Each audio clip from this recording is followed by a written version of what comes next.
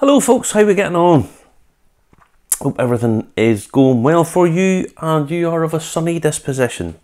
I say that this evening because we are going down the Caribbean, man. We're going down to the Caribbean for Rum Cask finished whiskey.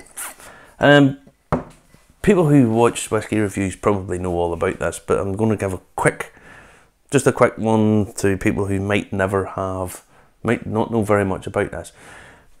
Aging your whiskey has to be 3 years, not 3 years Monday, by the way, it's only 3 years by law.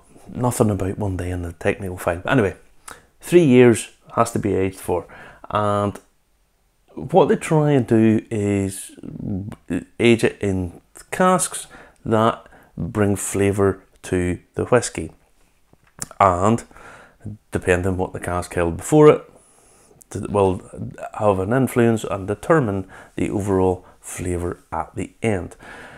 So what Glenlivet has done with this is tried to bring you a taste of the Caribbean by having it aged in rum casks. Okay, most people will be well aware of how this all works, but just thought it would be interesting to do that. That cork's very dry.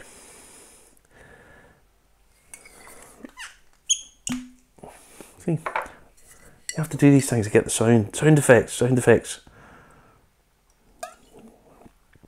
We're in the mood for a healthy measure tonight. So, Glenlivet, for anyone who doesn't know, Glenlivet pride themselves, are constantly going on about their history and their heritage, how it was illegal at the time, and how George IV in 1822, I'm really sure of that, went to Edinburgh, and it was the first time. Lots of stuff after 1745, lots of Highland stuff, what we would define as being quintessentially Scottish now, was banned, but he turned up wearing a kilt, and he was quite a large chap. And the kilt sort of rid up a little bit, so he kind of ended up wearing a little sort of skinty mini kilt. He was wearing pink tights. He was a big guy. So he looked kind of ridiculous, but he asked for a Glenlivet, and it was illegal at the time. So well, he got one, but it kind of meant, well, the tartan was kind of illegal. He was drinking illegal hooch, sort of thing. Although Glenlivet, please don't sue me for using the word hooch in reference to your product.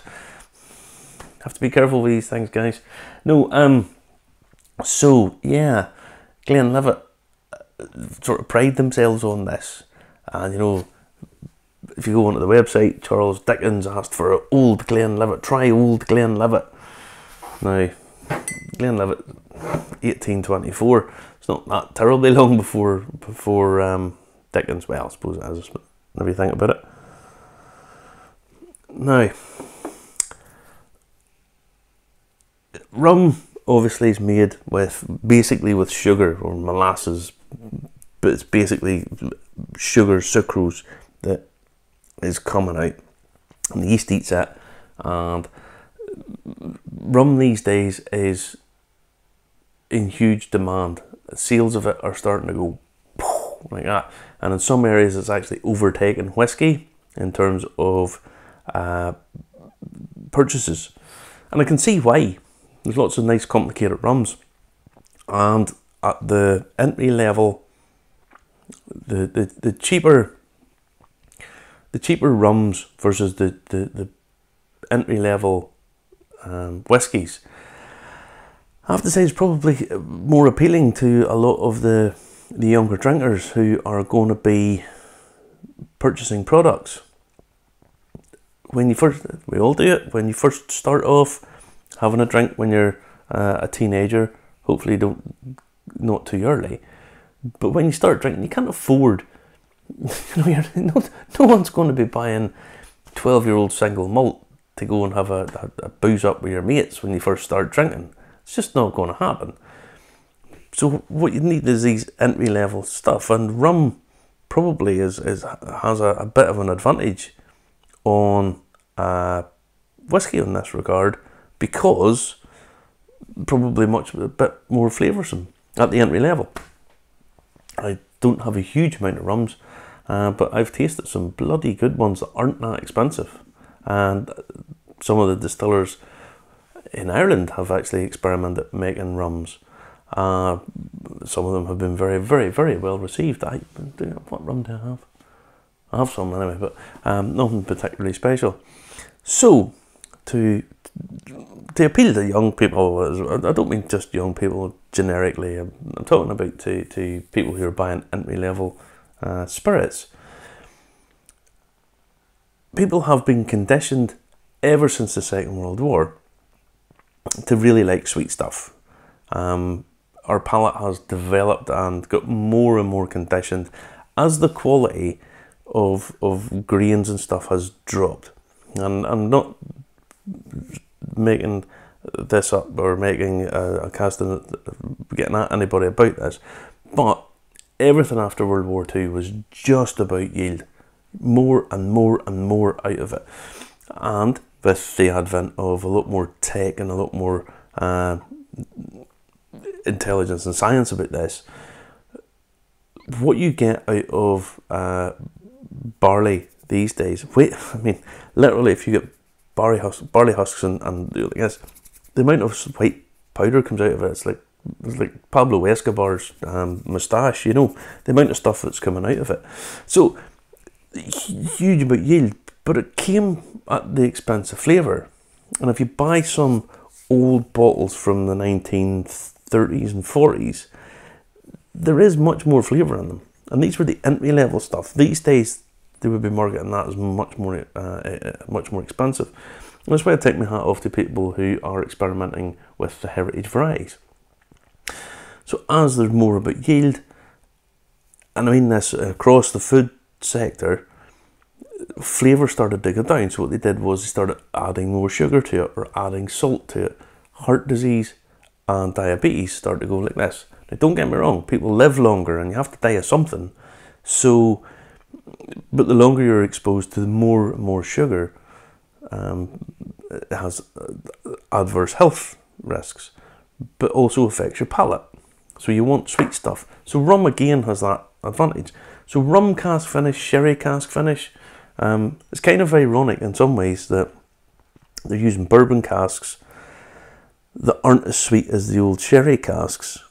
There's not the same availability of the quality of sherry casks there would have been back in the day, because people would have drank an awful lot more sherry, and anyway, all of these sort of economic factors and market factors have led to it.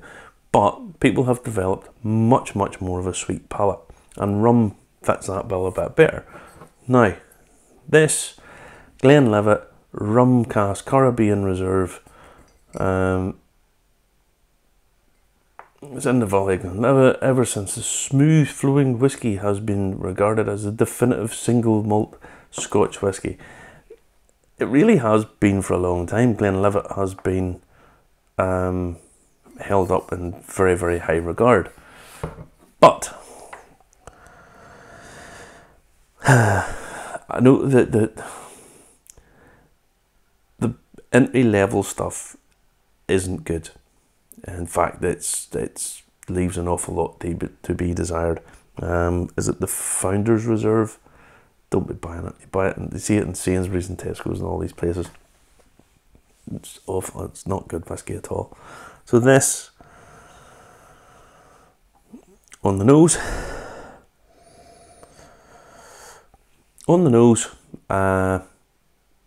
well, it's again slightly tropical, quite berry fruit laden. It's slightly different sweetness than you would expect.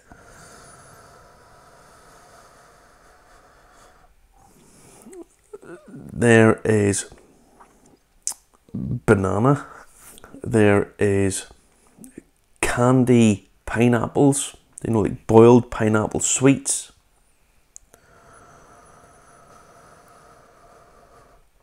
Yeah, so it's quite tropical sweet as you would kind of expect, but not necessarily just as much as you would think. You would kind of, with these you kind of get the feeling it's going to be a bit more artificial and a bit more shoved in your face.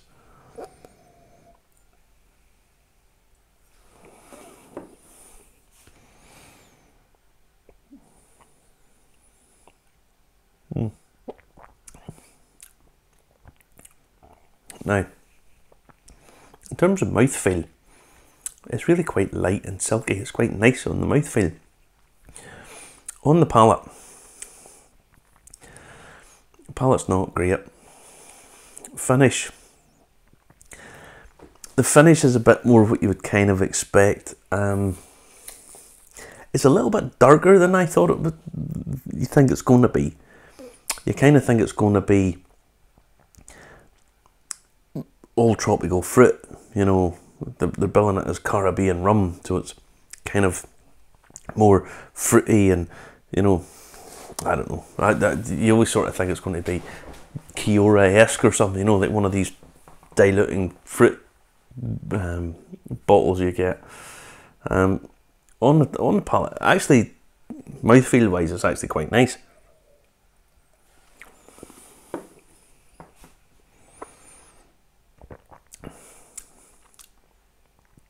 Yeah, the development is very disjointed. There's this sort of flavour at the front of your mouth that's really just sort of generic fruit at the front of your mouth. It could really be any sort of fruit pastel-y sweet at the front of your mouth. But on the back of your palate and the back of your mouth, it's actually got elements of stuff going on. Sort of banana toffee, banoffee, and a little bit of other fruit. And I know that's being very vague, but it's kind of the way it is. It's billed as being sort of robust and punchy, and it's not really robust and punchy at all. I'm not saying this is that bad.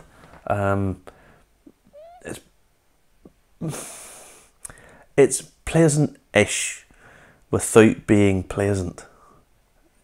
It would kind of work for some people. It just ain't going to work for me. I don't think it'll work for all that many people, if I'm totally honest, because I'm not 100% sure. Would you put it in cocktails? Not really, because I don't think it's robust enough to set up. It's on the thing that it's very smooth, but it's just not great. It's a bit mouthfeel wise. It's actually quite pleasant, and whenever it's on your mouth, in your palate, on the mouth, yeah, it's easy enough. Might appeal to some people. I don't think it's going to appeal to a massive amount. They might sell bits of it just being on the back of the Glenlivet name, but some of these guys have been resting on their laurels, and it's a bit like when you buy a designer brand t-shirt for 12 quid or whatever out of TK/TJ Maxx. It's got the name on it, but let's be honest, it's not the top quality that these guys produce. So yeah, I'd give it a score, pleasant-ish. I'll give it 5.5 out of 10. Again, it's not great, but it'll probably appeal to some people. It'd be hard pushed to sort of find who all the same, because it's really quite disjointed and unbalanced.